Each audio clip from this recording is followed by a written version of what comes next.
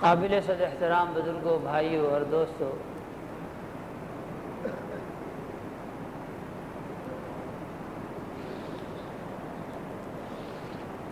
دین بہت آسان ہے،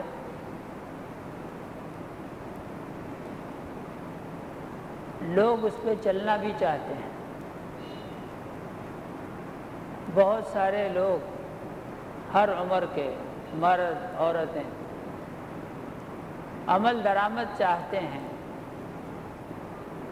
مگر کوئی اندیکھی قوت مانع بنتی ہے، رکاوٹ بنتی ہے۔ کیوں کہیں جی چلنا چاہتے ہیں، ہم چل نہیں پاتے، اور وہ اپنی بات میں کسی حد تک سچے بھی ہیں۔ جو کچھ وہ کہہ رہے ہیں صحیح کہہ رہے ہیں، اس کا کوئی حل ہونا چاہیے، کوئی آسان علاج ہونا چاہیے کہ جو کوئی آدمی دین کے کسی بھی حصے پر چلنا چاہ رہا ہے اور اس حصے پر اس پہ عمل درآمد اس کے لیے مشکل ہے، اس کے لیے کوئی آسان راستہ، کوئی آسان حل اس کا تجویز کیا جائے اور اس کی اس رکاوٹ کو دور کیا جائے۔ رکاوٹ کی وجہ اور بڑی وجہ قرآن مجید کا نہ پڑھنا ہے، قرآن مجید کی تلاوت نہ کرنا ہے۔ قرآن مجید کو اللہ تعالیٰ کی ذات عالی نے ایسا بنایا ہے کہ اس کی تلاوت سے دل میں صلاحیت پیدا ہوتی ہے، دل میں صلاحیت پیدا ہوتی ہے، استعداد پیدا ہوتی ہے قبولیت کے لیے، کہ جو بھی کوئی چیز اس پر ڈالی جائے، حق کی، سچ کی، خیر کی، بھلائی کی، دین کی، وہ دل اس کو قبول کر لے، دل اس کو قبول کر لے۔ اور یہ حقیقت حال ہے کہ اگر دل نے قبول کر لیا کسی چیز کو، اگر دل میں کوئی بات آ گئی کہ یہ صحیح ہے، دل نے فیصلہ کر دیا، تو باقی سارے جسم کو اس فیصلے کے موافق چلنا ہی پڑے گا اور حرکت کرنا ہی پڑے گا۔ بعض اوقات دل غلط فیصلہ کرتا ہے، جسم سارے کا سارا اس غلط فیصلے کے پیچھے حرکت کرنا شروع ہوتا ہے۔ پہلے ایک بات کو غلط کہتے رہے، مثال کے طور پر کہ جی نہیں ہم نہیں کیا کرتے، یہ غلط ہے۔ ایک وقت ہوا، دو وقت ہوا، چار وقت ہوا، چلتے چلتے چلتے چلتے شیطان اور نفس نے گھیرا ڈالا، ایسا مکر کیا، ایسی تدبیر کی کہ بندے کو گھیرے میں لے لیا، اور اب وہ بات جو سالوں سے غلط کہہ رہے تھے کہ یہ غلط ہے، اب وہ دل کہہ رہا ہے کہ یہ بات صحیح ہے، مجبوری ہے، حالات ایسے ہو گئے ہیں جی، کیا کیا جائے، کرنا ہی پڑے گا۔ بہت بچے مگر اب مجبور ہو گئے، بے بس ہو گئے، اب کرنا پڑے گا۔ چنانچہ وہ کام جس سے سالوں نفرت کی، اب چونکہ دل میں آ گئی بات، دل نے اس کو ضرورت قرار دیا، اب اس کے موافق حرکت کر رہے ہیں، پیر بھی حرکت کر رہے ہیں، اور ہاتھ بھی حرکت کر رہے ہیں، اور زبان بھی حرکت کر رہی ہے، اور دماغ بھی سوچنے میں لگا ہوا ہے، اور آنکھیں اس کے موافق دیکھ رہی ہیں، غرضے کے سر سے لے کے پاؤں تک دل نے فیصلہ کیا اور پورے وجود نے اس کے موافق حرکت کرنا شروع کر دی اور عمل درآمد کرنا شروع کر دیا۔ دل کی حیثیت جسم کے اندر ایسی ہے جیسے ملک میں بادشاہ، جیسے ملک میں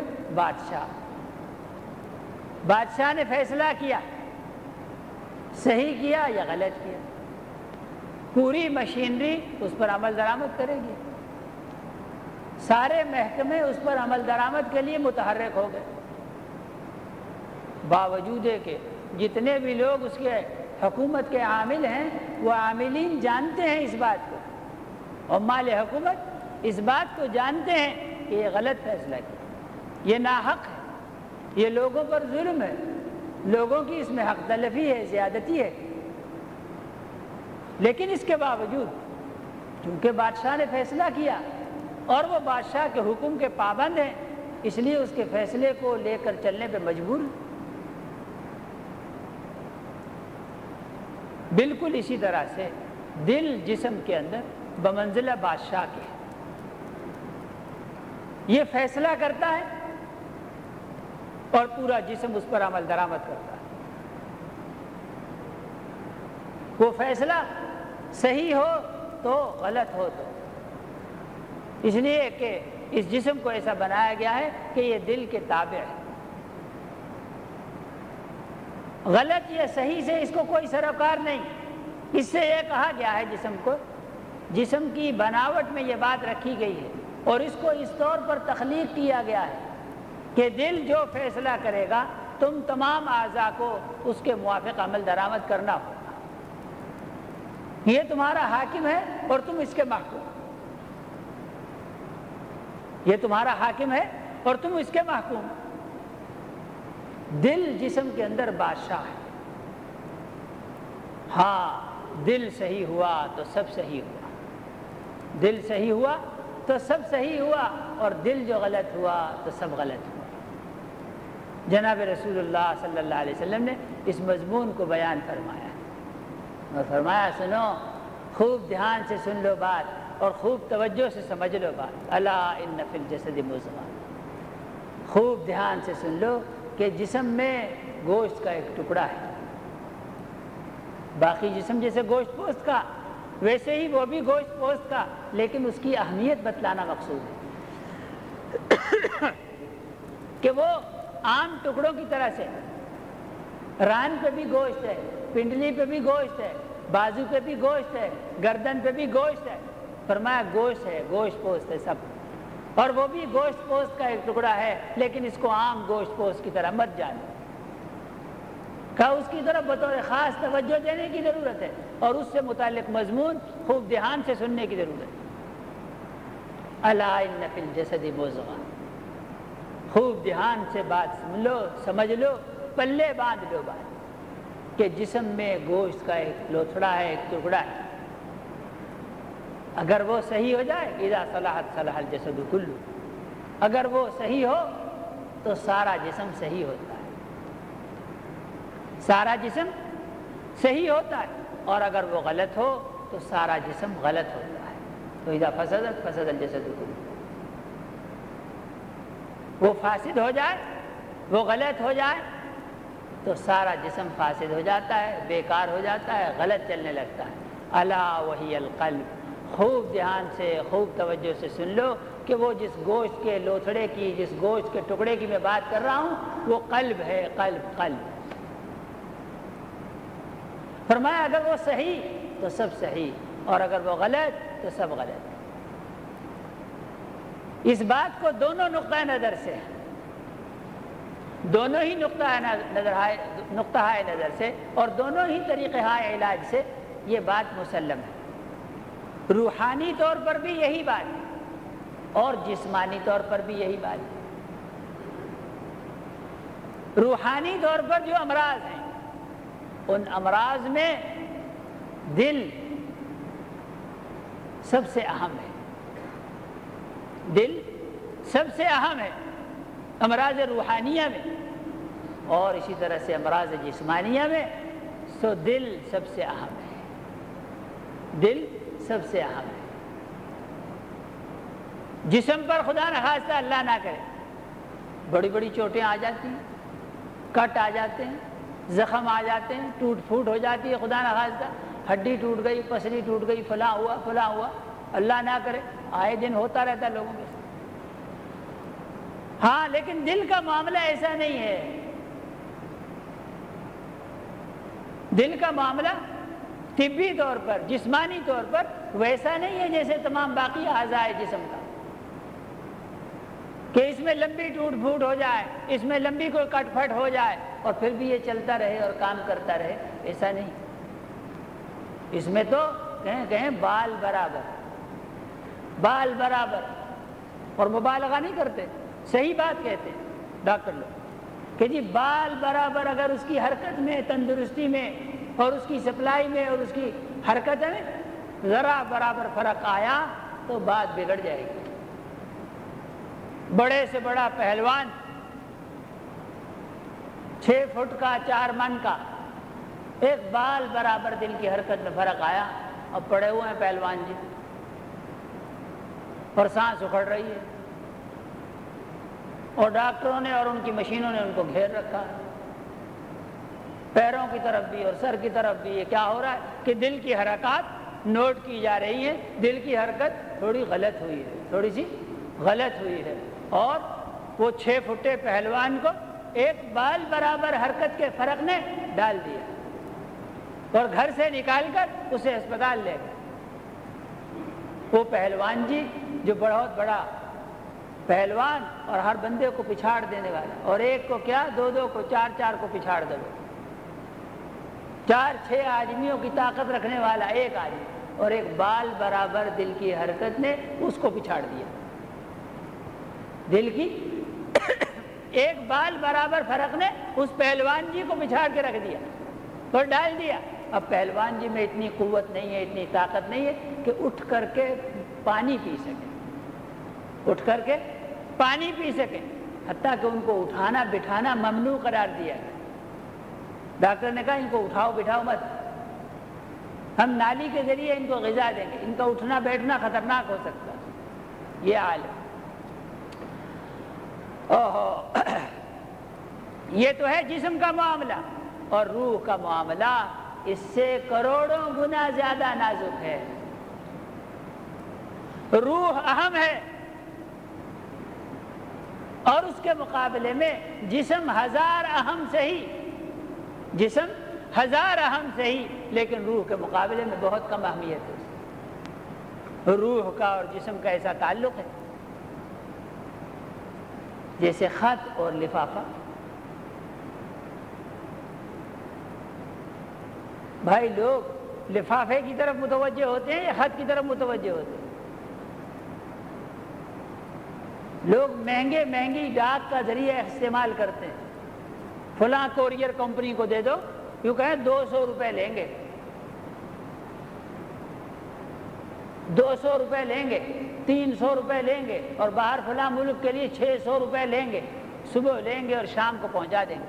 اگر اس میں خالی لفافہ روانہ کر دیا جائے تو بھیجنے والے کو کیا حاصل ہے اور وہاں جن کے ہاں پہنچے ان کو کیا حاصل ہے؟ لفافے کی اہمیت نہیں ہے، اہمیت اس اندر کے کاغذ کی ہے جس میں مضمون لکھا ہوا ہے، جس میں مضمون لکھا ہوا ہے۔ اسی طرح سے جسم ایک پیکٹ ہے، ایک پیکنگ ہے، ایک لفافے کی مانند ہے، اور در حقیقت قل الروح من امر ربی، قل الروح من امر ربی، حق تعالی شانہ کی ذات عالی نے اس میں ایک مضمون ڈالا، اسے روح کہتے ہیں، اور وہ اہم ہے، بے حد و حساب اہم۔ صاحب لفافے میں سے کبھی دیکھا تو ہوگا آپ نے، 1 لاکھ روپے کا ڈرافٹ نکلتا ہے، اور 10 لاکھ روپے کا ڈرافٹ نکلتا ہے، اور 50 لاکھ روپے کا ڈرافٹ نکلتا ہے، کروڑ روپے کا ڈرافٹ بھی نکل سکتا ہے، اس سے زیادہ بھی نکل سکتا ہے۔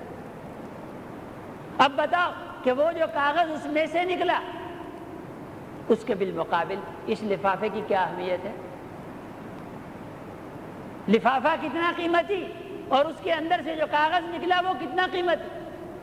لفافہ ہوگا 2 روپے کا ہوگا، 4 کا ہوگا، 10 کا لگا لیجئے، 20 کا لگا لیجئے، اور جو اس کے اندر سے نکلا وہ محض ایک مثال ہے، محض ایک تشبیہ ہے، وگرنہ روح کو جسم سے کیا نسبت؟ کہ نسبت خاک را بعالم پاک۔ روح آسمان سے آئی ہے، وہ امر رب ہے، اور جسم مٹی سے بنایا گیا ہے اور مٹی میں واپس جاتا ہے۔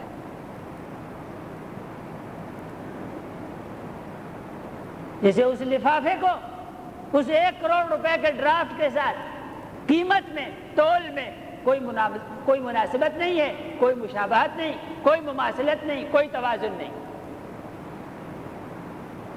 اس کا تو ممکن ہے کوئی توازن، کوئی مماثلت نکل آوے، لیکن روح اور جسم سو میرے محترم دوستوں اور بزرگوں کوئی مقابلہ نہیں۔ کسی تول میں تولا نہیں جا سکتا، اور کسی ناپ میں ناپا نہیں جا سکتا، اور کسی عدد میں اس کو گنا نہیں جا سکتا، اور کسی بول میں اس کو بولا نہیں جا سکتا۔ روح امر رب ہے، امر رب۔ عرض کر رہا تھا کہ جناب رسول اللہ صلی اللہ علیہ وسلم نے ارشاد فرمایا،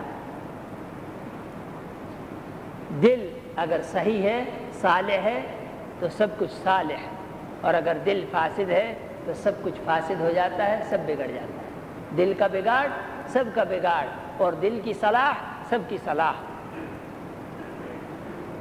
جسمانی طور پر بھی یہی بات کہ دل کا بہت معمولی سا بگاڑ بہت بڑا بگاڑ، اس کے بالمقابل خدا نخواستہ پاؤں پہ ٹانگ پہ جو چوٹ آوے تو اس کی نسبت کئی لاکھ گنا بڑی چوٹ ہے۔ ٹانگ برداشت کر لیتی ہے، ہاتھ برداشت کر لیتا ہے، لیکن دل کا معاملہ بڑا نازک ہے۔ بہت سی اصطلاحات میں اور بہت سے محاورات میں یوں کہا کریں جی دلوں کے معاملے نازک ہوتے ہیں، دلوں کے معاملے نازک ہوتے ہیں۔ ارے بھائی، اسی بات کو دینی معاملات میں کیوں نہیں سمجھتے ہو؟ دلوں کے معاملے باہمی تعلقات کے حوالے سے نازک ہوتے ہیں، اور دلوں کے معاملے جسمانی صحت کے حوالے سے نازک ہوتے ہیں، اور دلوں کے نازک معاملے سب سے زیادہ نازک اس معاملے میں ہوتے ہیں جب اس کے خالق کا معاملہ آتا ہے، جب اس کے پیدا کرنے والے کا، جب اس کے خالق کا معاملہ آتا ہے۔ اس لیے کہ دل بہت اہم ہے۔ فرمایا لا یسعنی ارضی ولا سمائی ولکن یسعنی قلب عبدی المؤمن۔ میں نے زمینیں بنائی اور میں نے آسمان بنائے، عرش و کرسی بنائے، اس کی بہت بڑی کائنات ہے اور اس کی بڑی تخلیقات، بہت کچھ بنایا، بہت کچھ بنایا۔ کہا نہ میں آسمانوں میں رہتا ہوں، نہ اس کی وسعتیں مجھے کفایت کرتی ہیں، اور نہ زمینوں کی وسعتیں مجھے کفایت کرتی ہیں۔ میرے رہنے کی جگہ تو بندہ مومن کا دل ہے، بندہ مومن کا دل ہے، دل۔ بات شروع کی تھی میں نے اس سے کہ دل جب فیصلہ کرتا ہے نا، صحیح کرے تو غلط کرے تو جسم سارے کا سارا اس میں چلنے لگتا ہے۔ فیصلہ کیا آپ نے، کہیں کسی عالم دین کا بیان سنا، کہیں کسی اللہ کے ولی کی صحبت میسر ہوئی، کسی جمعیت کے، کسی جماعت کے نظام میں شریک ہوئے، اس سے قلب وقتی طور پر متاثر ہوا اور فیصلہ کیا کہ یہ کام ہم کریں گے، دین پر عمل کریں گے، فلاں چیز ہم میں نہیں ہے اس کو اختیار کریں گے، اور اس کے بعد چلا نہیں جاتا، اور اس کے بعد چلا نہیں جاتا، رکاوٹ آتی ہے۔ وہ رکاوٹ کیا ہے؟ رکاوٹ قلب میں ہے، قلب میں رکاوٹ قلب میں ہے، اور اس کا دور کرنا ضروری ہے۔ جناب رسول اللہ صلی اللہ علیہ وسلم کا ارشاد ہے، فرمایا کہ دلوں کو زنگ لگ جاتا ہے، دلوں کو زنگ لگ جاتا ہے جیسے لوہے کو زنگ لگ جاتا ہے۔ یہ تو بیماری بتائی، پھر اس کے بعد علاج فرمایا اس کا علاج یہ ہے کہ دو چیزیں اختیار کرو اس زنگ کو دور کرنے کے لیے، دل کو دوبارہ کارآمد بنانے کے لیے، صالح بنانے کے لیے، استعداد قبولیت اس میں پیدا کرنے کے لیے، اور وہ یہ فرمایا قرآن مجید کی کثرت سے تلاوت کرو اور موت کو کثرت سے یاد کیا کرو، موت کو کثرت سے یاد کیا کرو۔ موت کا یاد کرنا، یاد رکھنا اور قرآن مجید کی تلاوت کرنا دل کے زنگ کو دور کر دیتا ہے اور دوبارہ اسے قابل استعمال للدین بنا دیتا ہے۔ زمینیں لوگوں کی بنجر ہو جاتی ہیں، خراب ہو جاتی ہیں، پھر لوگ ان کا علاج کروایا کرتے ہیں، ان کو الٹی پلٹی لگاتے ہیں، اوپر والی نیچے، نیچے والی اوپر، بار بار اس میں ہل چلاتے ہیں، اس میں مختلف قسم کی فصلیں کاشت کرتے ہیں جو اس کے بنجر پنے کو دور کریں، اور اس میں مختلف قسم کی کھادیں ڈالتے ہیں، معالجہ کرتے ہیں حتیٰ کہ وہ زمین زرخیز ہو جائے، اور وہ جو کچھ بھی اگاتی نہیں تھی، اور اگانا تو درکنار، وہ تو الٹا بیج کو، کاشتکار کی محنت کو، بیج کو، پانی کو، سب کچھ کو کھا جاتی تھی۔ کاشتکار کا وقت بھی کھا گئی، اس کی محنت بھی کھا گئی، اور اس کا مال بھی کھا گئی، بجائے دینے کے الٹا لینے والی بن گئی۔ سب کچھ جو بھی کچھ اس میں لگ رہا ہے سب بیکار، اکارت محنت سب جایا جا رہی ہے۔ دلوں کا حال بھی ایسا ہو جاتا ہے، دلوں کا بھی حال ایسا ہو جاتا ہے، جیسے وہ بنجر زمینیں کچھ نہیں اگاتی، اسی طرح سے بنجر اور خراب دل، بنجر اور بیکار دل، اس پر آپ دین کے مضامین کیسے ہی کیوں نہ ڈالیں، بیان کیجئے گھنٹوں، تعلیم کیجئے گھنٹوں، ہیچ اثر نہ ڈالے، کوئی تبدیلی واقع نہیں ہو رہی، کوئی تبدیلی واقع نہیں ہو رہی، عمل میں کوئی تبدیلی نہیں، جسم ہے کہ حرکت ہی نہیں کر رہا، اور اگر حرکت کرنے کی طرف اسے متوجہ کیا جائے تو منو بوجھ۔ ابھی حشاش بشاش بیٹھے تھے، نماز کا وقت ہوا، اذان ہوئی، دل میں ایک ہلکی سی جنبش پیدا ہوئی، ایک ہلکی سی بات کہ چلو نماز کے، ہاں چلتے ہیں، پھر بیٹھے ہوئے ہیں، پھر ایک بات پیدا ہوئی، وہ اندر بھی ایک اذان لگی ہوئی ہے میرے دوست، وہ جو کلمہ پڑھا ہے نا، لا الہ الا اللہ محمد رسول اللہ، جب تک آدمی کا ضمیر بالکل مر نہ جائے تب تک وہ ایک جنبش، ایک حرکت باقی رہتی ہے، اندر بات آتی ہے چلو نماز کے، کہ ہاں چلتے ہیں، ایک دفعہ اس نے کہا، دو دفعہ اس نے کہا، اور پھر اس کے بعد یہ کسی نہ کسی کام میں لگے، کسی بات میں لگے، صرف جماعت کا ہی نہیں، نماز کا ہی وقت گیا، یعنی کام کے وقت میں چلا نہیں جاتا کام کی طرف، جسم حرکت نہیں کرتا، بوجھل ہو جاتا۔ یہ بوجھل بنے کی جو کیفیت ہے نا، یہ ہے وہ دل کی بیماری، یہ ہے دل پر زنگ کی نشانی، دل کے بنجر و بیکار ہونے کی نشانی، اور اس کے اس بنجر پنے کو دور کرنے کا علاج قرآن مجید کی تلاوت ہے کثرت کے ساتھ۔ ایک دوسری بات، لوگ یوں کہیں کہ جی میں شروع تو کر لیتا ہوں، نماز شروع کر لیتا ہوں، مگر بس استقامت نہیں، 4-6 دن 10-20 دن پڑھی اور پھر چھوڑ دی، جھوٹ بولنا چھوڑ دیا تھا، 4-6 دن استقامت رہی، پھر اس کے بعد بس پھر وہ توبہ ٹوٹ گئی۔ علی ھذا القیاس، اچھی عادتوں کو پکڑنے میں اور اس پر مستقیم رہنے میں استقامت نہیں ہوتی، برے کاموں کو چھوڑ دیا، ایک دفعہ چھوڑا اور پھر واپس اسی میں، پھر چھوڑا پھر اسی میں، اور یہ آئے دن کا مسئلہ ہے، اور اس کا مسئلہ، اس کا مسئلہ، اس کا مسئلہ، بہت سوں کا مسئلہ ہے۔ اس کی کیا وجہ؟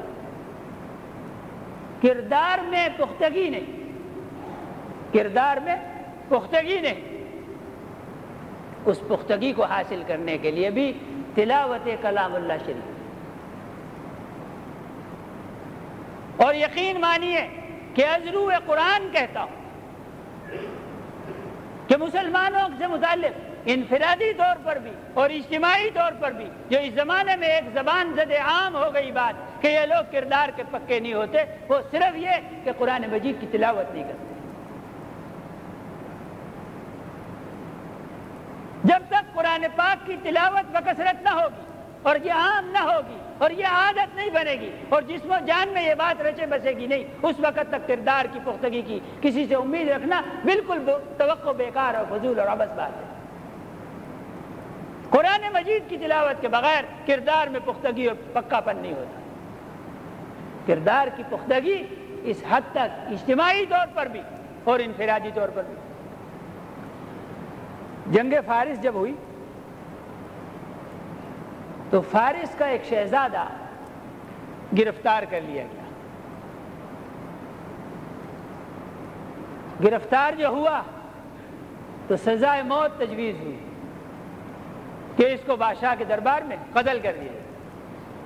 اور وہ قتل کے لیے جو لائے اس کو، تو اس نے کہا، لوگوں نے اسے کہا کہ آپ کی کوئی آخری خواہش، شہزادے ہو اور مستقبل کے شاہ بننے کی امید میں تھے تم، کوئی خواہش ہو تو بتاؤ. اس نے کہا ہاں خواہش تو ہے، لیکن آپ لوگ پوری کہاں کرو گے؟ میں سزائے موت کا ملزم ہوں، آپ کے ہاتھوں گرفتار ہوں، قتل کا فیصلہ ہو چکا، آپ ایسے آدمی کی خواہش کو کیا اہمیت دو گے؟ کہا نہیں ہم پوری کریں گے. انہوں نے کہا دیکھ لو کہ ہاں ہاں بالکل پکی بات ہے، پوری کریں گے. انہوں نے کہا کہ مجھے پانی پلا دو.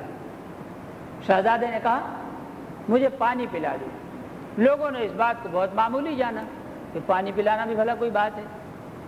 پانی لایا گیا، اسے کہا پیو. اس نے کہا کہ آپ میرے ساتھ یہ وعدہ کرو کہ جب تک میں یہ پانی نہیں پی لوں گا اس وقت تک آپ مجھے قتل نہیں کرو گے، اس وقت تک آپ مجھے قتل نہیں کرو گے. انہوں نے کہا بھائی اگر پہلے قتل کرنا ہوتا آپ کو تو پانی لا کر کے کیوں دیتے؟ آپ کو پانی اسی لیے تو لا کر کے دیا گیا کہ آپ پی لو، اور جب تک آپ پی نہیں لیتے اس میں کتنی دیر لگتی ہے پانی پینے میں؟ پانی آپ اطمینان سے پی لو، پانی کے بعد آپ کو قتل کریں گے. اس نے کہا نہیں پکی بات کرو، وعدہ کرو کہ جب تک میں یہ پانی نہ پیوں، پیالہ ہاتھ میں، کہ جب تک میں یہ پانی نہ پیوں اس وقت تک تم مجھے قتل نہیں کرو گے. سب سے یہ بات کہلوا لی اور پختہ عہد وعدہ لے لیا کہ جب تک میں یہ پانی نہ پی لوں تم مجھے قتل نہیں کرو گے. انہوں نے کہا ہاں ٹھیک ہے، اور اس شہزادے نے پانی گرا دیا. اس شہزادے نے پانی گرا دیا. اب وہ پینا تو رہ گیا، پانی بھی رہ گیا کہ جب تک میں یہ پانی نہ پی لوں اس وقت تک تم مجھے قتل نہیں کرو گے. اب وہ پانی تو گیا زمین میں، وہ تو زمین پی گئی، اس نے گرا دیا. اب مسئلہ اختلافی ہوا کہ یہ کیا کیا جائے بھائی اس کے ساتھ. ہم وعدہ کر چکے اسی پانی سے متعلق، اسی پیالے سے متعلق کہ میں جب تک یہ پانی نہ پی لوں اس وقت تک تم مجھے قتل نہیں کرو گے. وہ پانی تو گیا. فیصلہ حضرت عمر رضی اللہ عنہ کے پاس کیا کہ جی یہ صورتحال پیش آئی ہے، اب اس کے بارے میں کیا کیا جائے. حضرت عمر رضی اللہ تعالیٰ عنہ نے فرمایا وہ بدترین دشمن تھا اور فوج لے کر کے چڑھا تھا، اور چڑھا نہیں تھا، چڑھ چڑھ کے آ رہا تھا، اور اس کے ہاتھوں مسلمانوں کا بہت سارا نقصان پہلے بھی ہو چکا تھا. انہی لوگوں کا وہ نمائندہ تھا، اور ان لوگوں کی کوئی عظمت کی عزت کا یہ نشان تھا جس کو مٹانا واجب تھا. حضرت عمر رضی اللہ عنہ نے فرمایا کہ ہاں اچھا اس نے ہمیں دھوکہ دیا، اس نے ہمیں دھوکہ دیا، ہم اسے دھوکہ نہیں دیں گے. یعنی پہلے ہم سے وعدہ لے لیا نا کہ جب تک میں یہ پانی نہ پی لوں اس وقت تک تم مجھے قتل نہیں کرو گے. ہم وعدہ دے بیٹھے، اور وہ پانی اس نے گرا دیا کہ لو میں یہ پانی نہیں پیتا تاکہ تم مجھے قتل نہ کرو، اپنے وعدے پر پورے رہو. حضرت عمر نے فرمایا کہ ہاں اس نے ہمیں ہمارے دین کے حوالے سے دھوکہ دیا، ہمارے دین میں سے ایک بات لی اور اس کو ہمیں دھوکہ دینے کے لیے استعمال کیا کہ مسلمان وعدے کے پکے ہوتے ہیں، مسلمان وعدے کے پکے ہوتے ہیں. وعدہ ہم سے لے لیا اور وہ پانی اس نے گرا دیا. کہا اس نے ہمارے ساتھ ہمارے دین میں دھوکہ کیا، ہم اس کے ساتھ دھوکہ نہیں کریں گے، چھوڑ دو اس کو، آزاد کر دو، رہا کر دو. اس کی سزائے موت بھی منسوخ کر دی گئی، گرفتاری سے بھی اس کو رہا کر دیا. اور جب وہ رہا ہوا تو نہایا دھویا، آرام کیا، اپنی حالت سنواری بنائی، اور پھر مجمع میں آیا اور کہا اشہد ان لا الہ الا اللہ و اشہد ان محمد عبدہ و رسولہ. اور پھر یہ بات بتائی، ایمان لے آیا، ایمان لے آیا. مسلمانوں کی اس وعدے کی پختگی کو دیکھ کر، کردار کی پختگی کو دیکھ کر، اور کہا میں مسلمان پہلے سے ہوا تھا، مسلمان میں پہلے سے ہو گیا ہوا تھا خفیہ طور پر، لیکن اس وقت میں اقرار کرنا مناسب نہ تھا۔ میری قوم بھی اور تمہاری قوم کے بعض لوگ بھی یہ بات کہتے کہ چونکہ گرفتاری کی حالت میں تھا اور چونکہ سزائے موت اس کے لیے قتل تجویز ہو چکی تھی، اس لیے موت کے ڈر سے مسلمان ہوا، اس لیے میں اس کا اعلان اس موقع پر کرنا مناسب نہ سمجھتا، اس لیے میں نے یہ تدبیر کی آپ کے لیے، میں نے اس لیے یہ تدبیر کی۔ کردار میں پختگی قرآن مجید کی تلاوت سے پیدا ہوتی ہے۔ ایک اللہ والے تھے، ان کے ہاں اللہ نے بہت سارا مال دے رکھا تھا، اسی میں غلام بھی تھے بہت سارے۔ وہ جس غلام کو دیکھتے ان کے احوال پہ نظر کرتے رہتے، جس کو دیکھتے کہ تلاوت کا، ذکر کا، نماز کا پابند ہے اور اس کی دینی حالت بہت عمدہ ہو رہی ہے، اچھی ہو رہی ہے، اس کو آزاد کر دیتے۔ رفتہ رفتہ یہ بات غلاموں پر کھل گئی کہ جس کو بھی یہ دیکھتے ہیں ذرا نماز عمدہ پڑھ رہا ہے، تلاوت کی پابندی کر رہا ہے، ذکر کی پابندی کرتا ہے، اس پر ان کا اعتماد ہو جاتا ہے کہ یہ دیندار آدمی ہو گیا ہے، اس کو غلام رکھنا مناسب نہیں ہے، اسے آزاد کر دیتے ہیں۔ چنانچہ وبائی صورت میں وہ سب کے سب غلام بتکلف صوفی بن گئے، بتکلف صوفی بن گئے اور لمبی لمبی نمازیں پڑھنے لگے اپنی آزادی کے لیے، اپنی آزادی کے لیے، آزاد ہونے کے لیے، کہ یہ تو جس کو لمبی نماز پڑھتا ہوا دیکھتے ہیں اس کو حر کر دیتے ہیں، آزاد کر دیتے ہیں۔ ان بزرگوں کو اطلاع کی گئی کہ جی حضرت یہ تو آپ کے ساتھ مکر کرتے ہیں، انہوں نے تو ایک تدبیر بنا لی ہے، یہ کہ آپ کو دکھانے کے لیے لمبی نماز پڑھیں ہیں، تلاوت کریں، ذکر کریں، ان کا کوئی حل کریں، علاج کریں۔ فرمایا نہیں، کوئی بات نہیں، اگر یہ لوگ ہمارے دین کے معاملے میں ہمارے ساتھ دھوکہ کرتے ہیں تو یہ جانے اور ان کا رب، ہم کسی کے دل میں نہیں گھس کے دیکھ سکتے، ہم تو ظاہری عمل کے مکلف ہیں، چونکہ وہ ظاہراً دینداری ظاہر کر رہا ہے اور ہم نے یہ بات طے کر رکھی ہے کہ دینداروں کو آزاد کر دیں گے، ان کے ساتھ ہم نیکی کریں گے جو اللہ کے ساتھ نیکی کا معاملہ کرتا ہے۔ ایک اور بات اسی قسم کی، حضرت عمر بن عبدالعزیز رحمۃ اللہ علیہ کے دور میں لوگوں نے ایک زمانے میں ایک علاقے کے لوگوں نے طریقہ اختیار کیا محصول سے بچنے کے لیے، محصول سے بچنے کے لیے۔ اسلامی حکومت میں قانون یہ ہے کہ مسلمانوں کی حفاظت حکومت وقت کے ذمہ ہے۔ حکومت کہتے ہی اس کو ہیں جو لوگوں کی جان کی، مال کی اور عزت و آبرو کی محافظ، ایک طبقہ، ایک گروہ جو یہ کام اپنے ذمہ لے کہ ہم لوگوں کی جان کے، مال کے، عزت و آبرو کے محافظ ہیں، اسے حکومت کہتے ہیں۔ اس زمانے میں تو وہ تصور عنقا ہوا، کہاں حکومت اور کہاں جان و مال کی، عزت و آبرو کی حفاظت کا نقشہ کسی کے ذہن میں نہیں۔ اللہ کی پناہ کیا کیا گروہ ہیں اور کیا کیا ان کے کام ہیں، ناقابل تذکرہ۔ خیر، یہ تو ہوا مسلمانوں کے ساتھ اسلامی حکومت کا معاملہ۔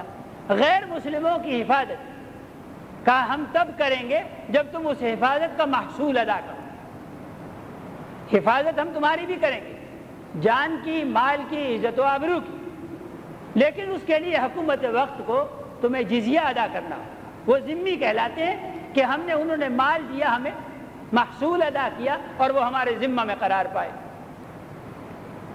لوگوں نے وہ اپنا محصول معاف کرانے کے لیے مسلمان ہونا شروع ہوئے، اور جو مسلمان ہو جائے اس سے وہ محصول معاف، جزیہ اس سے معاف۔ علاقے کے گورنر نے حضرت عمر بن عبدالعزیز رحمۃ اللہ علیہ کو لکھا کہ حضرت، اہل ذمہ کی بہت سارا ان کا محصول تھا اور بہت ساری آمدن تھی، یہ تو آئے دن 10 مسلمان ہوئے، 20 مسلمان ہوئے، 100 مسلمان ہوئے، 50 مسلمان ہوئے، اور ہوتے ہوتے آمدن تو بالکل گھٹ کے رہ گئی، آمدنی تو ہے ہی نہیں۔